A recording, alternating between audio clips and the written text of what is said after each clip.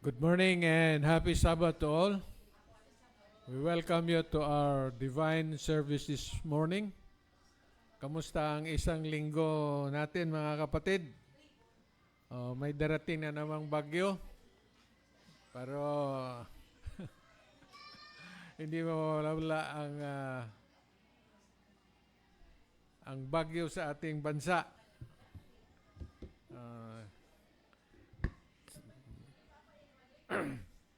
But before we proceed with our divine service, mayroon tayong mga announcement. May announcement dito ang women's ministry.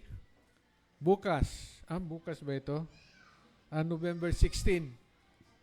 Sa November 16 at 5:30 a.m.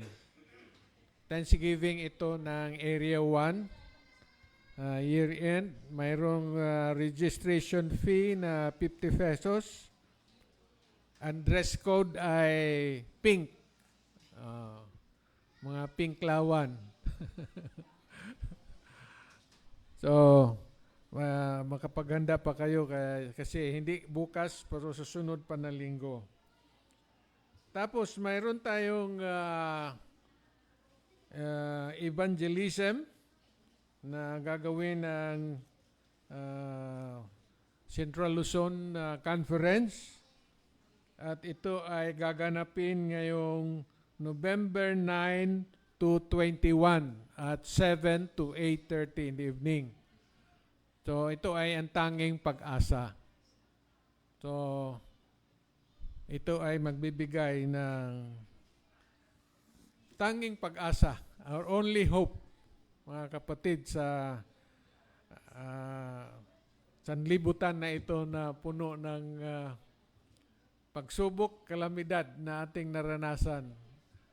Mayroon tayong tanging pag-asa. So, ito ay gaganapin sa November 9 to 21. So, mayroong gagawin pagpupulong doon sa East Libis. No? So, mayroong pulong doon mula November 9 to 21. So, wala tayong midweek at vesper meeting for 2 weeks. Kaya yung mga na-schedule na maging speaker sa Biyernes, sa 14 at 21, at saka the following week ay move lang natin ito kasi dahil nga dito bibigyan natin ng suporta ang tanging pag-asa. At mayroong partisipasyon ang ating church na magmuno sa East Libis. Ang schedule ng PUC Remnant Church ay November 13. Na pwede tayong magpunta doon, mag-assist. No? So, yung hindi makapunta, pwede naman manood na lang sa online. Ang vesper wala na. Dito ang vesper natin. Tanging pag-asa. Okay. Kasi online naman ang dati kasi wala tayong. How about ang Wednesday? Sa bahay na lang. Okay. So, sa vesper, dito tayo pupunta at manood dito sa ating screen every Friday. So, 2 Friday ito. So, pag Miyerkules, doon na tayo sa bahay. Pero sa 13, November 13 and November 20, dapat ang PUC Remnant Church ay nandoon physically, yung makapunta. Kung maranasan ninyo, kung hindi pa kayo nakapunta doon, then pumunta kayo. At para dumakadaan kayo, makaranas kayo dumaan doon sa tunnel. sa tunnel ng expressway. Okay. Nakapunta ka na, Doc, doon? Dapat. Para makita mo rin ang come out from your comfort zone. Okay. So, yun ang ating announcement. At ngayong hapon, after lunch, mag-meeting ang board para i-finalize natin yung ating anniversary on November 22 ang ating anniversary. At ang ating ding fellowship sa November 27. 27 or 29? 29. Okay, the last Sabbath of the month. So, yun ang ating announcement. Ito yung title ng ating Jesus ang kasagutan, tanging pag-asa. Wala na talagang ibang sagot sa ating naranasan, mga kapatid. Walang iba kundi si Jesus lamang. Okay, so this morning program, the song service will be led by Sister Marian, and on the piano is Doc May. And then our scripture and pastoral prayer, Sister Cora Rosales. Serving deaconesses, Sister Mimi and Sister Sini. And our ministry of music will be rendered to the Lord by Sister Marlene Gonzaga. At ang ating speaker ngayon, Sabado, ay si Sister Laurel Cortesa. So, lahat ng ating mga participant ay puro mga babae. Sana ang nag-preside dito, babae na rin. Anyway, we are so happy that our women are very active in our church, and we praise God for that. No? So, all of us will be blessed as we have our divine service this morning. Let's have our song service.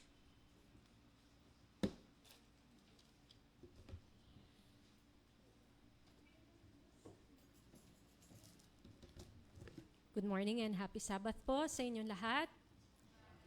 Bago po tayo mag-awitan, tayo po muna ay manalangin.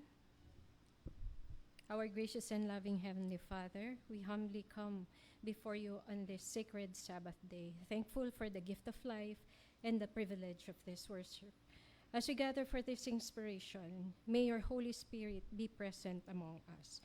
Sanctify our hearts and minds, that every song we sing may be an offering of love and praise to you. Be with us, Lord. Forgive us from all our sins. In Jesus' name we pray. Amen. For our first song, please join me in singing, Lord, I Care Not for Riches. Hymn number 381.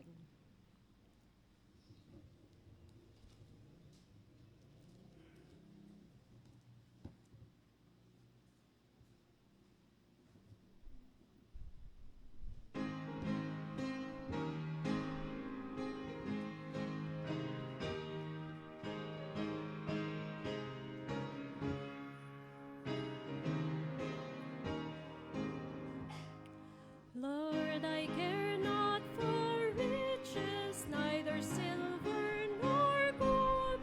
I would make sure of heaven, I will enter the fold. In the book of thy kingdom, with its pages so fair, tell me, Jesus, my Savior, is my name written there? Is my name written there on the page wide and fair? In the book of thy kingdom, is my name written there? Lord, my sins, they are many, like the sands of the sea, but thy blood, oh my Savior, is sufficient for me. For thy promise is written in bright letters that glow. Though your sins be as scarlet, I will make them like snow. Is my name written there on the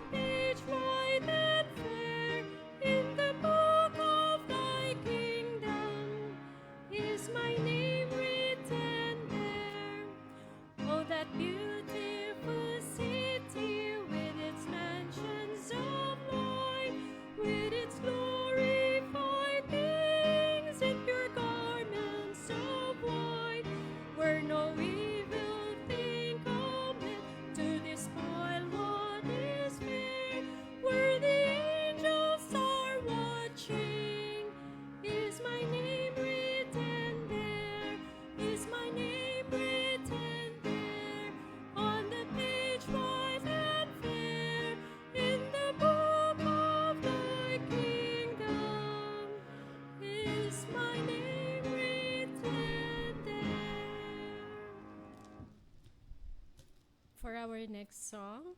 Let's sing Holy Thine, hymn number 191.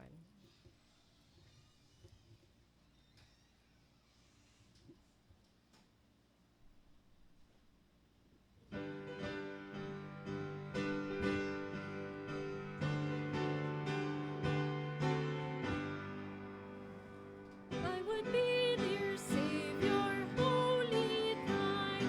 Teach me how, teach me how.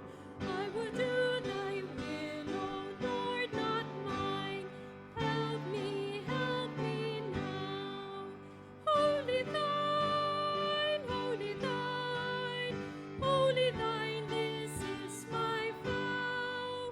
Holy thine, holy thine, holy thine, O Lord, just now.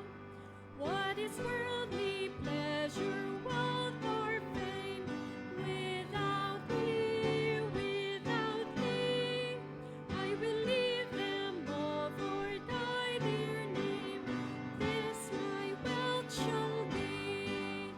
Holy thine, holy thine, holy thine, this is my vow. Holy thine, holy thine, holy thine, O Lord, just now. As I cast earth's transient joys behind, come thou near, come thou near. In thy presence all in all I find, 'tis my comfort here. Holy thine, holy thine, holy thine, this is my vow. Holy thine, holy thine, holy thine, O Lord, just now.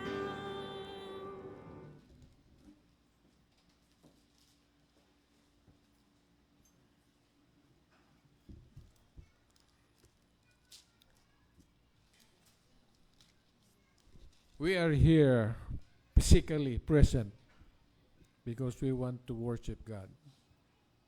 But let us worship Him with all our hearts, with all our minds, because we feel that God is present this morning. I would like to read from the book of Psalms of what David said. Book of Psalms, chapter 138, verses 1 to 4. I will praise you with my whole heart. Before the gods, I will sing praises to you. I will worship towards your holy temple and praise your name for your loving kindness and your truth. For you have magnified your word above all your name. In the day when I cried out, you answered me and made me bold with strength in my soul. May we all of us show reverence as we worship the Lord this morning.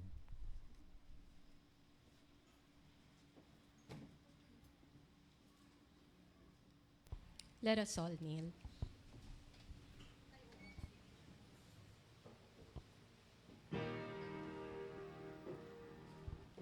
Holy, holy, holy, holy is the Lord. Holy, holy, holy, holy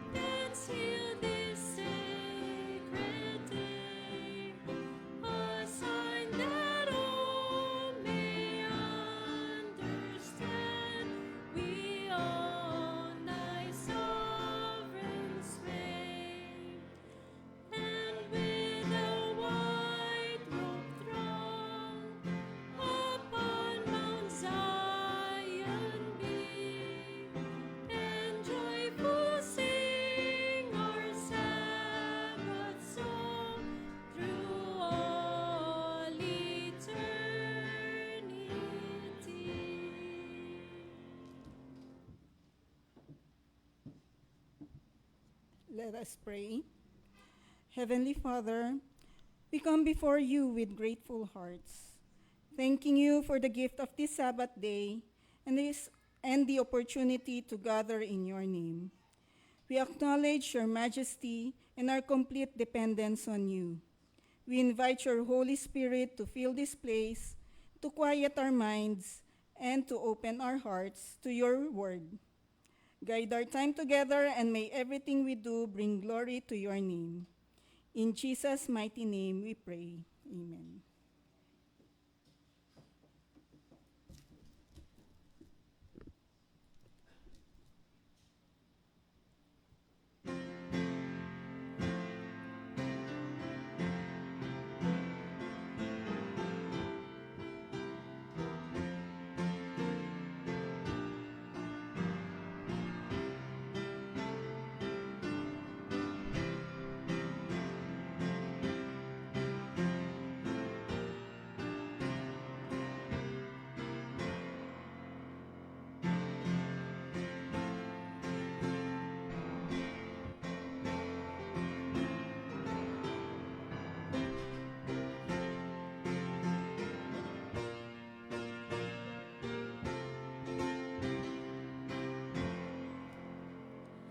Come we that love the Lord, and that our joys be known.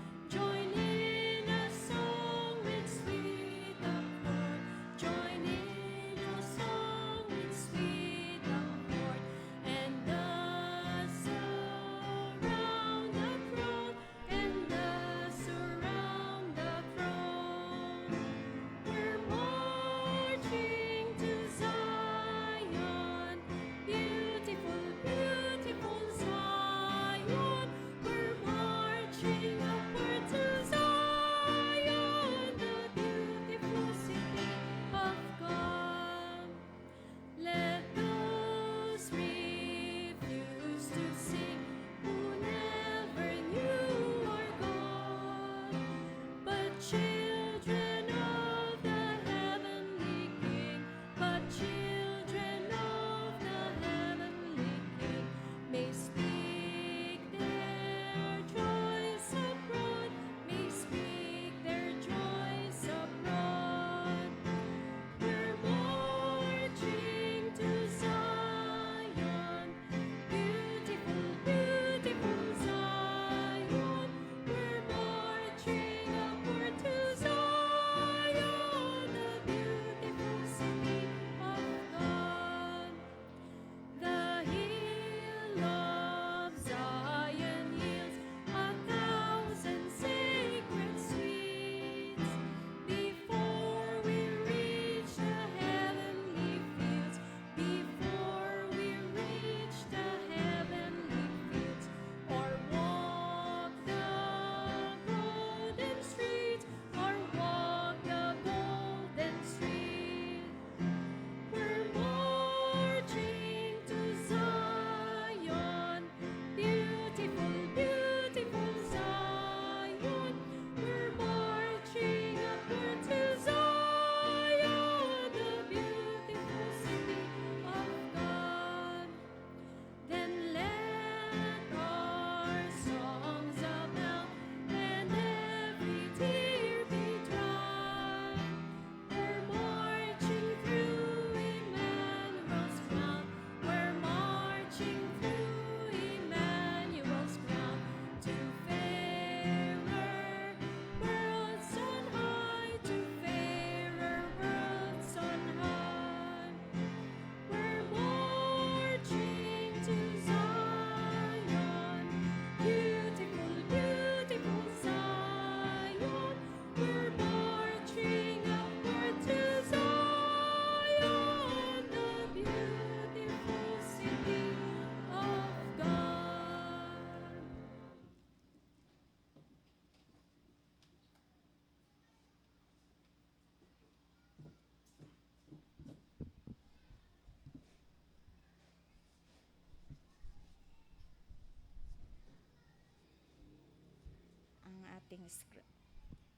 Ang ating scripture reading makita sa 1 Corinto Gs 13. Sabi rito, kung mayroon kayong mga Bible, pwede niyong sabayan ako sa pagbabasa. Walang pagsubok na dumarating sa inyo na hindi naranasan ng ibang tao. Ngunit maaasahan natin ang pangako ng Diyos na hindi niya tayo pababayaang subukin ng higit pa sa ating makakaya. Kaya kung dumaranas kayo ng pagsubok, gagawa siya ng paraan para mapagtagumpayan ninyo ito. Ang lahat po ay lumuhod para sa ating panalangin.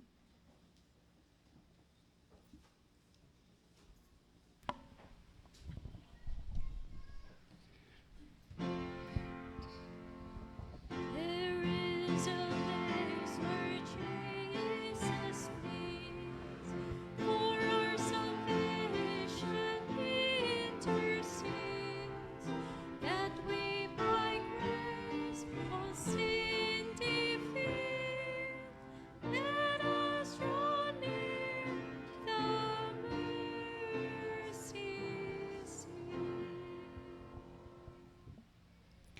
Dakilang Ama na makapangyarihan ka sa lahat, narito po kami muli upang pasalamatan ka sa kabutihan ng ginagawad mo sa bawat isa sa amin. Sa araw na to ng Sabat na inyong pinabanal para sa mga taong nag-alaala sa inyong Sabat. Panginoon, sa umagang ito, pinapapurihan ka namin, pinasasalamatan, dinadakila, tinataas ang inyong banal na pangalan. Sa umagang ito, Ama, sa oras na ito, kami po ay lumalapit sa inyo na kalakip ang pagpakumbaba sa aming mga puso at kaisipan. Panginoon, bago ang lahat, humihingi kami ng kapatawaran sa aming mga pagkakamali, pagkakasala, pagkukulang sa inyo, Ama, upang sa gayon kami ay karapat-dapat sa inyong banal na presensya sa umagang ito ng Sabat. Ang bawat isa, Panginoon, hinihiling namin na nawa ay bigyan kami ng kalakasan ng aming kalusugan, kalakasan ng aming faith sa inyo, Panginoon, na anumang mga pagsubok sa bawat isa sa amin, nawa ito ay aming mapanagumpayan sa tulong nyo, Panginoon, sa bawat isa sa amin. Dalangin po namin, Panginoon, sa umagang ito at sa oras na ito, Panginoon, nawa ang nagbabadyang kalamidad sa mundong ito, Panginoon. Ikaw lamang lahat ang may kontrol. Alam po namin at nanampalataya kami, Ama, na hindi kami ninyo pababayaan sa lahat ng pagsubok na ito, Panginoon. At naniniwala kami at nanampalataya na ang bawat isa ay mayroong mga proteksyon ng inyong mga libo-libong mga anghel nagapalibot sa amin, Panginoon. Maraming salamat. Dinadalangin din namin, Ama, sa espesyal, Panginoon, ang Remnant Church, ang bawat isa na kaanib, ang bawat isa na naging bahagi sa church na ito. Bless ang bawat isa, makamta namin, Panginoon, ang inyong mga biyaya at pagpapala. Sa buong isang linggo, Panginoon, salamat sa buhay at lakas. Maraming salamat sa inyong pagtugon at pagdinig sa aming samot dalangin sa umagang ito. Ito'y aming hiniling at pinasalamatan ka naming lubos. Sa ngalan po, sa matamis na pangalan ni Ginoong Hesus. Amen. O thou who hearest every heartfelt prayer, with thy rich grace, Lord, All our hearts prepare. Thou art our life, art our love and light. Oh, let this Sabbath hour with thee Be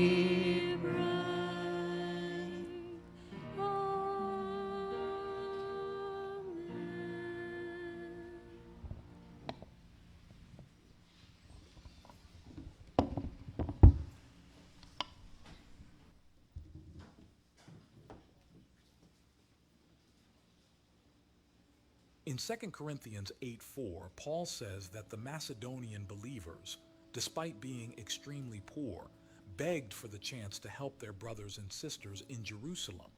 Imagine that. Why is such eagerness to give so uncommon? Because selfishness is deeply rooted in our sinful nature, and the Bible warns that in the last days perilous times will come, for men will be lovers of themselves, lovers of money, boasters, proud, blasphemers. So, how to resist that pull? Only by developing the habit of spending daily time with Jesus and His Word. The more we see His life and character, the more we want to become like Him. And as we follow His footsteps on behalf of others, we are transformed into His likeness. And every act of self-sacrifice for the good of others will strengthen the spirit of beneficence in the giver's heart, allying him more closely to the Redeemer of the world. Do you want to know Jesus more deeply? Then follow Him in acts of self-sacrifice for the good of others. As we return our tithes and promise offerings, may we put our desires last and God first.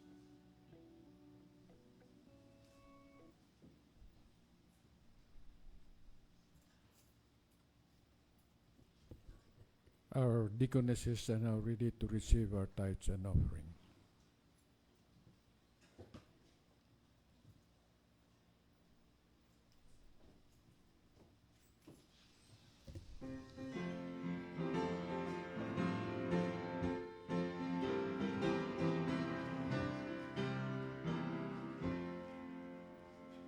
Hear the words of Scripture from the ages. Let's bring ye all the tithes into the storehouse.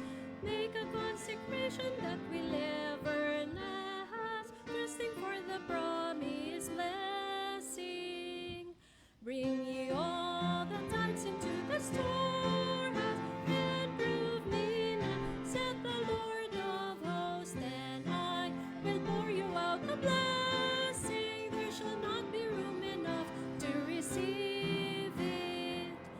Do you seek to know the Holy Spirit's power? Bring ye all the tithes into the storehouse.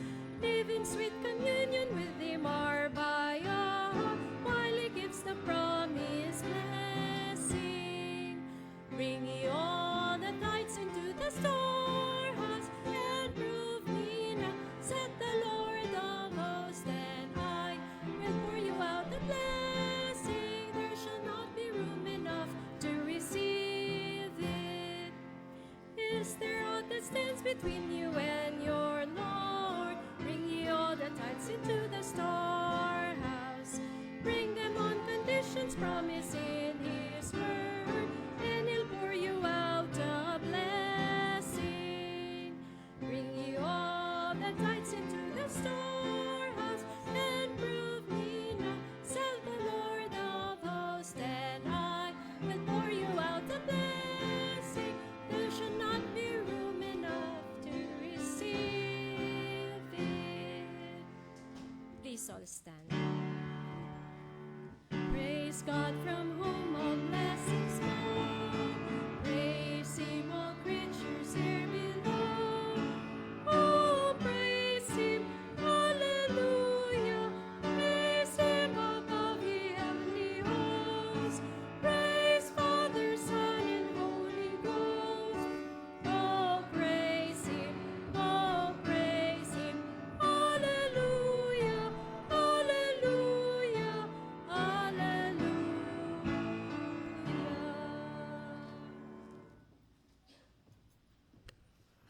Father in heaven, we are so happy that once again we can worship you through our tithes and offering.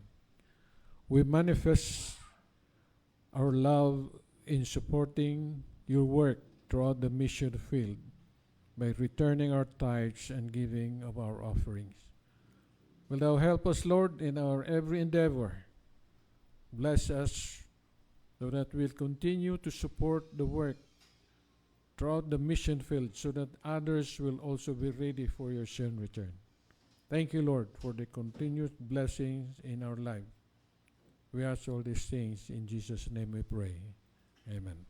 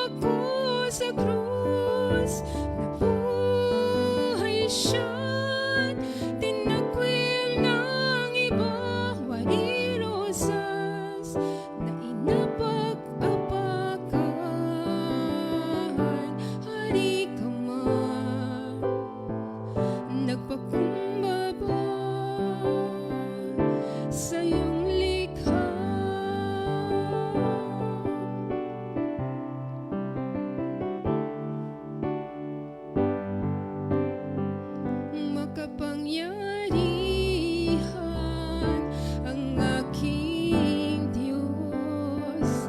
Mga likha niya ay napapaluhod. Ang karunungan sa Kanya nagmula. Siyang wakas at ang pasimula. Mga bansa, mga hari, sa paghuhukom ika'y maghari. Namamangha sa kagandahan mo, wala nang makahihigit sa'yo. Si Jesus nagpapako sa krus, nabuhay siya, tinakwil ng iba, wari rosas na inapak-apakan. Hari ka man, nagpakumbaba sa iyong likha. Pag-ibig mo'y hindi mapantayan, kabutihan hindi masuklian, wari rosas na inapak-apakan. Hari ka man, nagpakumbaba sa iyong likha. Wari rosas na inapak-apakan. Hari ka man, nagpakumbaba sa iyong likha.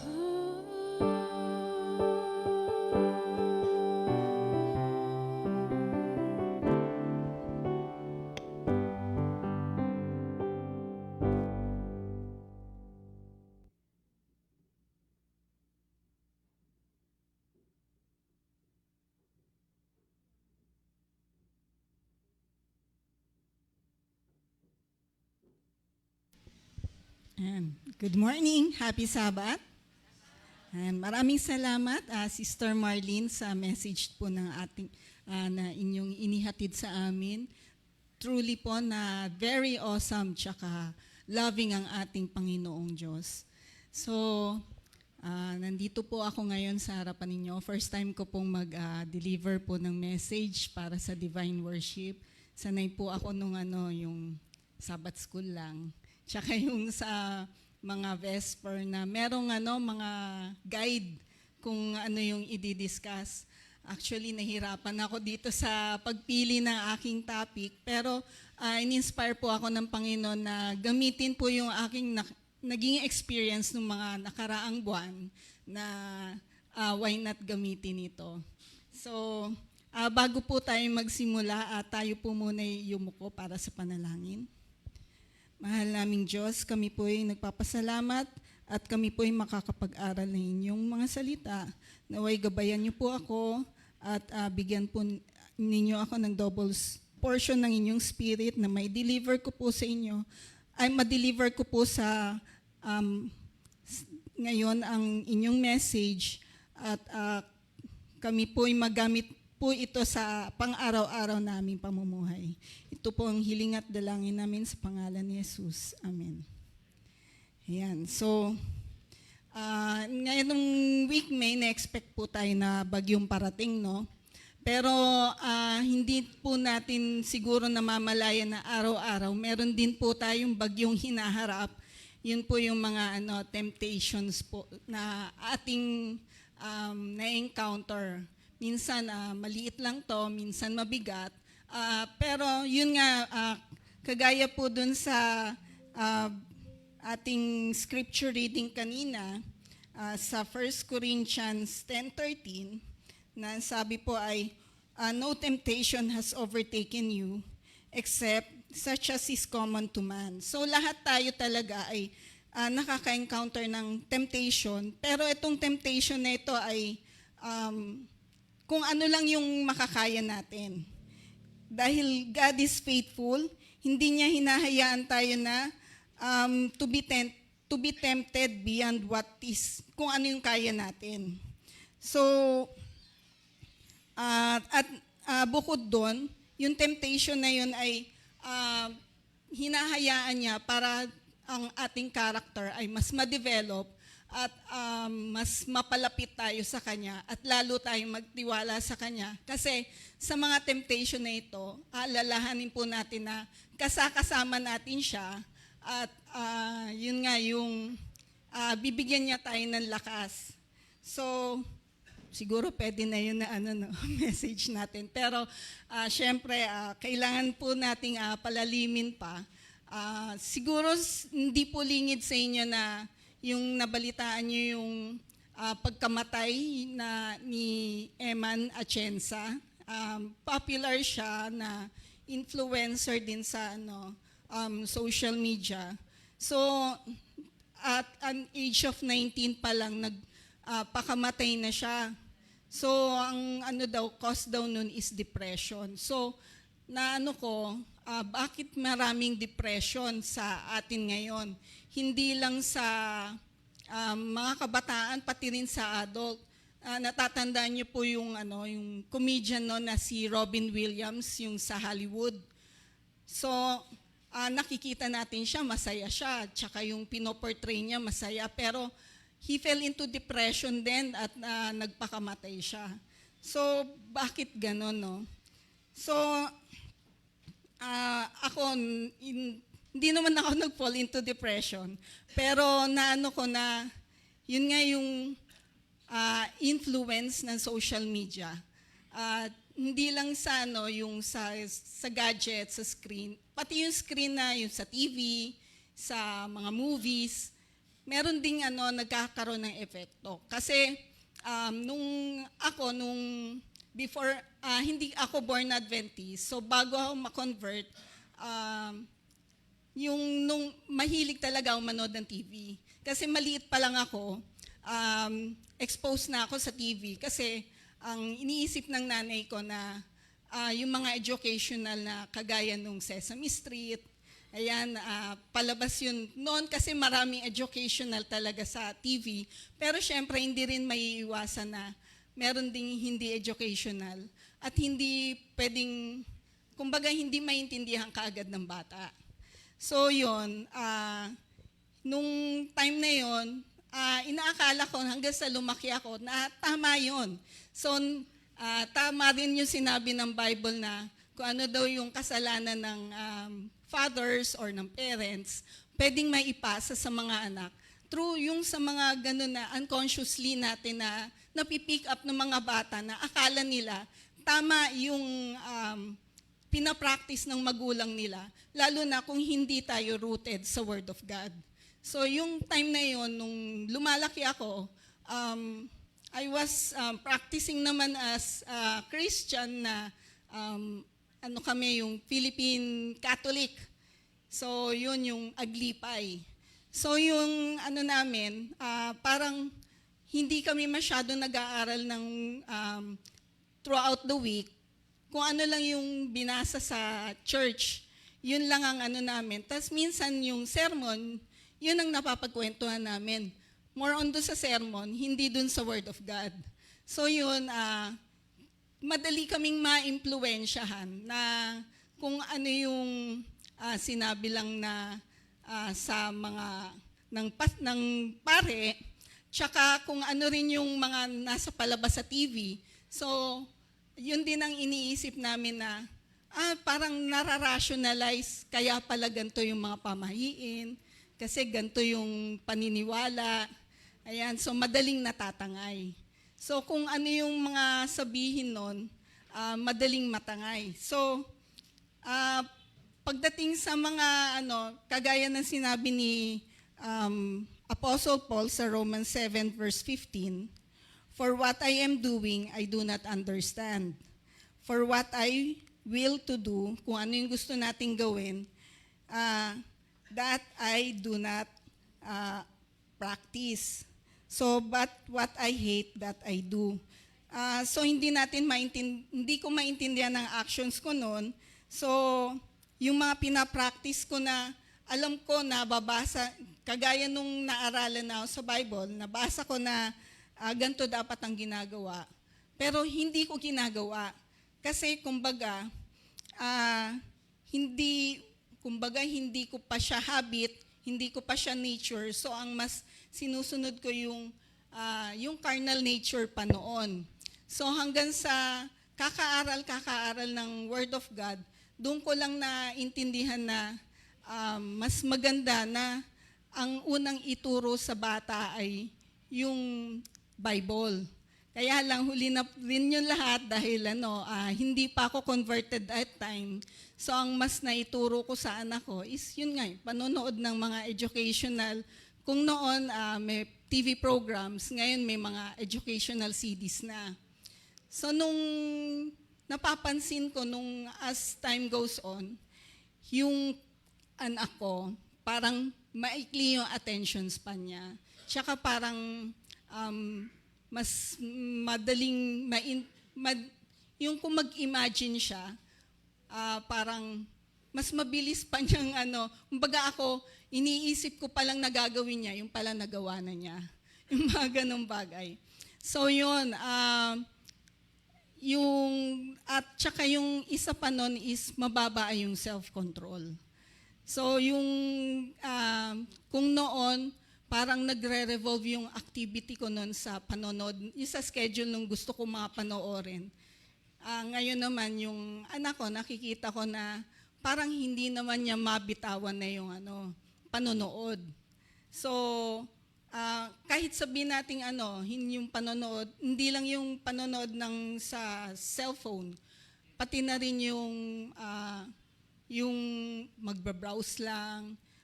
Kumbaga magsisimula ka na, may hahanapin ka na something educational, malaon, parang bored ka na, ang tawag ba nila nun, doom scrolling. Ayun. So, niisip ko, ano yung maring dahilan? Total, nag-aaral din naman kami ng Word of God. Bakit parang mahina yung will? Bakit madaling mag-give in sa temptation? So meron ako mga napapanood din na mga videos na sinabi nila na ang tao daw, ang mind ng tao is nai-influence ng kanyang kinakain. Tama po ba? Kuya Jake, tama po ba? Yung pag-iisip natin is na-influence din ng kung ano yung kinakain natin. Kasi yung mga yun, nagkakaroon daw ng chemical imbalance din. Tsaka ganun din yung mga stress. Nagkakaroon din ng imbalance sa ating isip daw yun. So yun, kumbaga, kung tayo, kasi noon, mahilig kaming kumain ng meat. Bihira lang magluto ng gulay.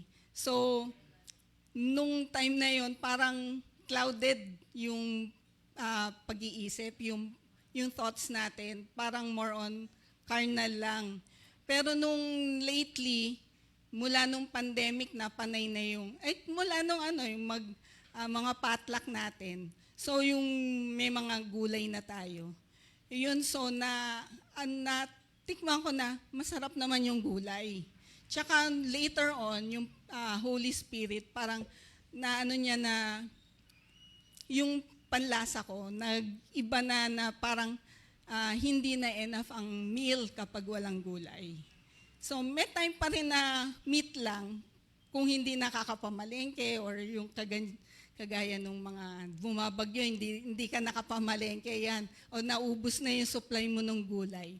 Ayan, hindi na masyadong makakain ng gulay. Pero ngayon talagang hanggat maaari, dagdagan kahit yung mga carrot, yung mga leafy vegetables. Tsaka buti ngayon marami nang nabibilan sa mga malalapit. So yun, isa pang ang ano natin, yun nga yung music. Na-mention nga kanina ni Sister Laverne na nung Sabbath School na kailangan yung mga godly music ang participate tayo kasi kahit after worship, nadadala din natin yan eh. Minsan yung parang bigla mo na lang maiisip yung kanta na yon, biglang papasok sa mind mo, makakatulong yun. Pero if you keep supplying your mind din ng mga secular music, yun ang mas magano sa iyo. So, ang nutrition natin, hindi lang na for our body, dapat we should also keep it for our mind. Dahil kung ano yung pinapasok natin, yun din ang lalabas. Yun ang nare-retain sa atin. Excuse lang.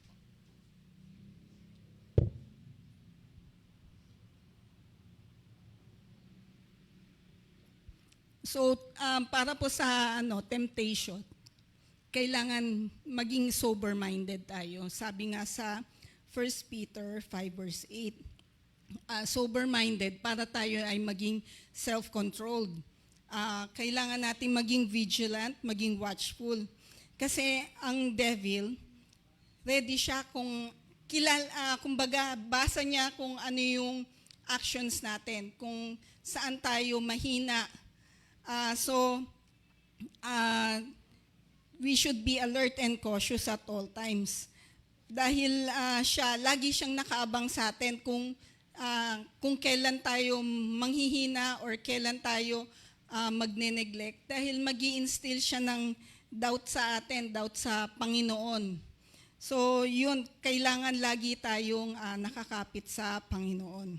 So para tayo, yun ang isa nating safeguard para sa sarili natin ay yung Word of God at tayo ay matutulungan na maging sober-minded. Ayan. Sabi rin po sa 1 Thessalonians 5 verses 6 and 8 na therefore let us not sleep as others do, but let us watch and be sober. But let us who are of the day be sober, putting on the breastplate of faith and love, and as a helmet, the hope of salvation. So, kumbaga, yun nga, kailangan we should pray continually, yung pray without ceasing. At dahil, yun nga, kailangan natin lagi ang guidance ng Panginoon. Dahil ngayon, di ba sinabi sa Genesis 3 na ang devil ay very crafty. Kung ang perfect na individuals kagaya ni Adam and Eve na tempt niya,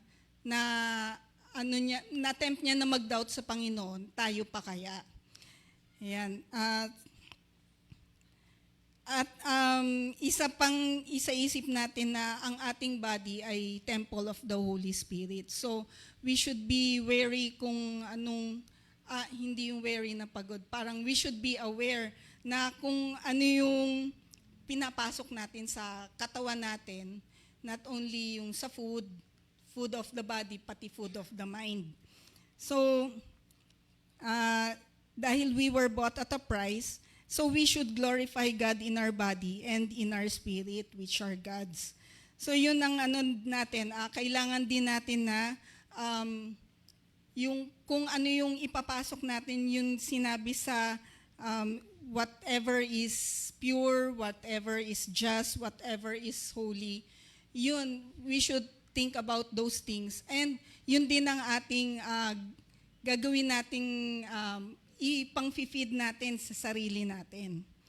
So, both our mental and spiritual vigor are in great degree dependent upon physical strength and activity. So, kaya natin lang pinapractice yung New Start, yung health principles, dahil yun ay makakatulong sa atin. Lalo na yung mga taong depressed, di ba, hindi sila usually lumalabas. So yun, wala sila masyadong na sunshine, tsaka yung wala sila masyadong nakakausap, na yung they are left in their negative thoughts. So yun, kaya kailangan nating maging yung practice natin yung health principles na yun na binigay ng Panginoon, which is tinuturo rin niya sa Bible. So we should also abstain yung all forms ng mga alcohol, tobacco, addictive drugs, at saka syempre yung hindi ring malinis para sa ating mind. Yan. Sabi sa Councils on Health ni Sister White, may health reform and the teaching of health and temperance are inseparable part of the church's message. Instruction came to us through the Lord's messenger. Sabi ni Mrs. White na those who are keeping His commandments must be brought into sacred relationship to Himself, and that by temperance in eating and drinking, they must keep in mind and body and in the most favorable condition for service. So, hindi lang basta mabuti, puro mabuti lang na Kailangan may tamang dami, may tamang oras para balance din ang ating buhay. So, kumbaga, hindi puro study of the word, we should also get out para may share natin yung God's word, yung kung ano yung nagagawa ng Panginoon sa ating buhay para yung ibang tao rin maramdaman nila na ang Panginoon ay kasama rin nila. So by that, nable-bless din tayo. Kung nable-bless natin yung ibang tao, ganun din tayo nable-bless kapag tayo ay nag-share. So tandaan po natin na we do not wrestle against flesh and blood, but against principalities, against powers, against the rulers of darkness of this age, against spiritual hosts of wickedness and in the heavenly places. Ang struggle natin ay hindi lang physical, kundi mental din at spiritual. So, yung mga ganong addiction na sa experience ko, yung screen addiction, effect din ng lack of sleep at nagiging cause din yung lack of sleep. So parang nagiging cycle na lang siya.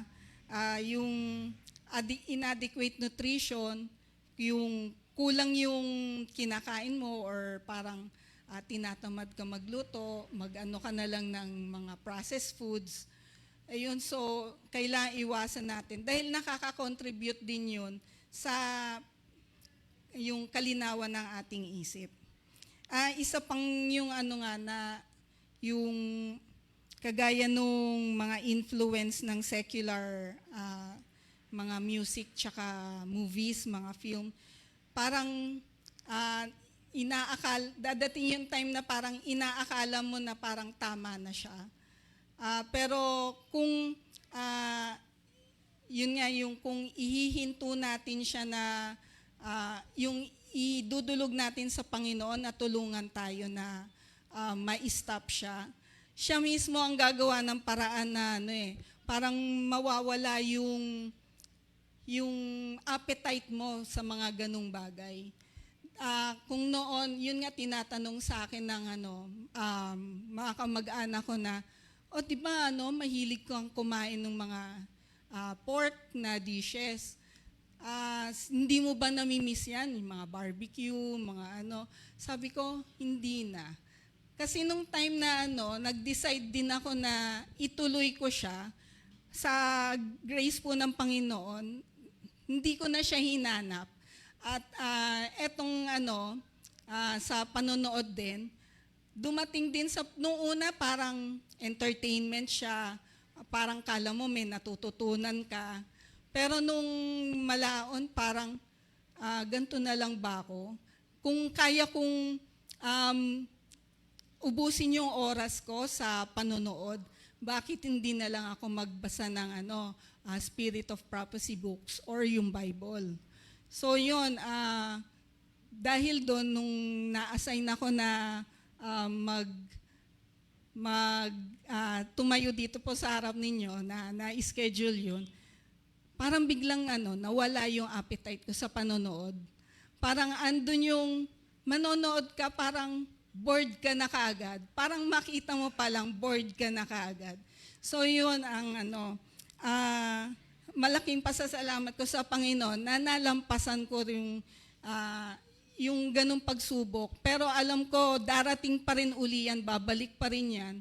Parang andyan kasi ang kalaban para i-entice ka uli sa kung saan ka nadapa. So, mas lalong kailangan po nating lumapit sa Panginoon. Dahil lahat ng bagay na yung mga pagsubok ay idulog lang natin sa Panginoon. Yun nga sabi, di ba, sa only through Christ we can have strength. I can do all things through Christ who strengthens me. Ayan. So, at isipin din natin na no one can serve two masters. Hindi pwedeng isang paa natin nasa Panginoon, yung isang paa natin nasa mundo. Dahil talagang dadating yung time na mamimili ka. Ayan. So when, kung feeling nyo addiction na ito or yung talagang parang feeling crushed ka or broken, alalahanin po natin yung Psalm 34 verse 18. The Lord is near to those who have a broken heart and saves such as have a contrite spirit, yung mga taong crushed na yung spirit. So, makikinig ang Panginoon, basta ibuhos lang po natin sa Kanya yung ating concerns, yung kung ating lahat ng problema. Diba, cast all your cares upon the Lord. At talagang tutulungan niya tayo. Pero kailangan, we should trust the Lord with all our heart, not our own understanding. Yan. At isa pa po sa Galatians 5 verse 1, stand fast. For the freedom Christ has made us free. Stand fast, therefore, in the liberty by which Christ has made us free, and do not be entangled again with the yoke of bondage. So kung napalaya na tayo ng Panginoon, wag na tayong bumalik. Dahil mahirap yung kung madadapa ka, lumapit ka kaagad sa Panginoon, wag yung malugmok ka ng na yung isipin mo na pinabayaan ka na niya. Actually, kaya ka nalugmok dahil nanghina ka. So, you should continually ask God for strength. Ayan, so,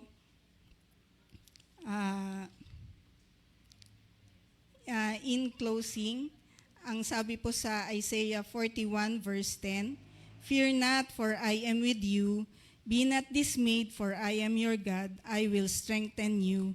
Yes, I will help you. I will uphold you with my righteous right hand."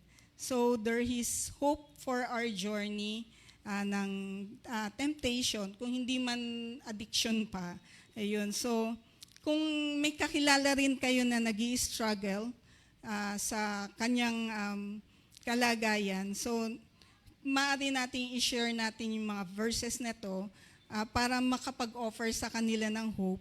At there is real powerful truths na it can make a difference in their lives din. So, yung mga Word of God, basta i-memorize lang po natin, keep in close, at don't also miss the opportunity to find yung people around you that na nagsasuffer sa mga ganong bagay, na makatulong tayo sa kanila. Healing is possible and we can do it with Christ. So, ito po ang aking prayer. Happy Sabbath po.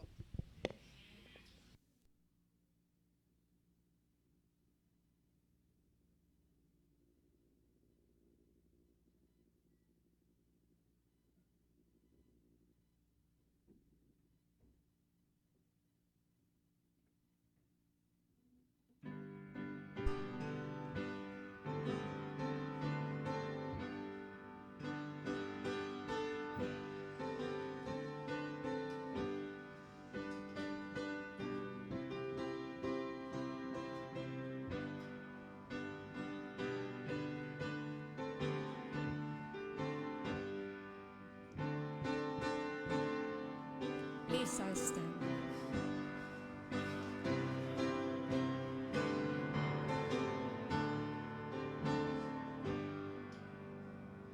Lord Jesus, I want to be perfectly whole. I want thee forever to live in my soul. Break down every idol, cast down every foe. Now wash me and I shall be whiter than snow. Whiter than snow, yes, whiter than snow. Now wash me and I shall be whiter than snow. Lord Jesus, look down from thy throne in the skies and help me to make a complete sacrifice. I give up myself and whatever I know. Now wash me and I shall be whiter than snow. Whiter than snow, yes, whiter than snow. Now wash me and I shall be whiter than snow. Lord Jesus, for thee I most humbly entreat. I wait, blessed Lord, at thy crucified feet. I plead for my cleansing, I see thy blood flow. Now wash me and I shall be whiter than snow. Whiter than snow, yes, whiter than snow. Now wash me and I shall be whiter than snow. Lord Jesus, thou see as I patiently wait. Come now and within me a new heart create. To those who have sought thee, thou never saidst no. Now wash me and I shall be whiter than snow. Whiter than snow, yes, whiter than snow. Now wash me and I shall be whiter than snow.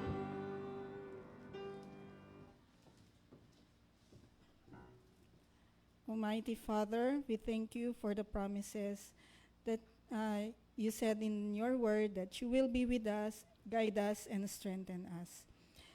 May we keep your words in our hearts and share them to the people around us and help us to care for them too. All this we ask in Jesus' name. Amen.